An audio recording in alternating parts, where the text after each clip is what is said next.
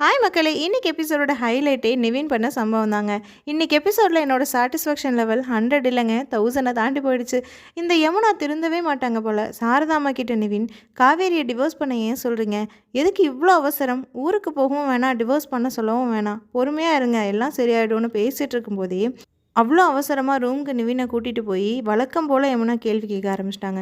யமுனா ரொம்ப ஓவரா தாங்க இன்னைக்கு பேசிட்டாங்க. நிவின் பொறுமைக்கும் ஒரு எல்லை இருக்குல்ல.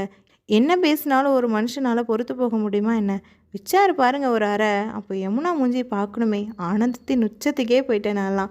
அதுவும் சாரதா வீட்டில் வச்சு யமுனாவை அடிச்சாரு பாருங்க, அதுதான் மாசே. யமுனாவுக்கு தேவைதாங்க இதெல்லாம். எதுக்கு இவ்வளோ சந்தேக புத்தி? கூட பிறந்த அக்காவையும் நம்பாம, புருஷனையும் நம்பாம, என்ன கேரக்டர் இதெல்லாம்? இந்த யமுனா கேரக்டரை ஏன் பிரவீன் சார் இப்படி கொண்டு போகிறாருன்னு தெரிலங்க. சொல்லப்போனால் நிவின் ரொம்ப லேட்டு தான். இந்த சீனை நான் ரொம்ப நாளுக்கு முன்னாடியே எதிர்பார்த்தேன். இப்படி ரியல் லைஃப்லேயும் ஆளுங்க இருப்பாங்களா என்ன? அதை ரெஃபரன்ஸாக வச்சு தான் பிரவீன் சார் இப்படி ஒரு கேரக்டர் கொண்டு வந்திருக்காரா? God's grace. நான் இது வரைக்கும் என் லைஃப்பில் இப்படி ஒரு ஆளை பார்த்ததில்லை. எனிவே, இன்றைக்கி நிவின் பண்ண சம்பவத்தில் என் மனசு ஃபுல்லாக குளு குளுன்னு ஆயிடுச்சுங்க. உங்களுக்கு எப்படி இருந்ததுன்னு கமெண்ட்டில் சொல்லுங்கள். பாய்.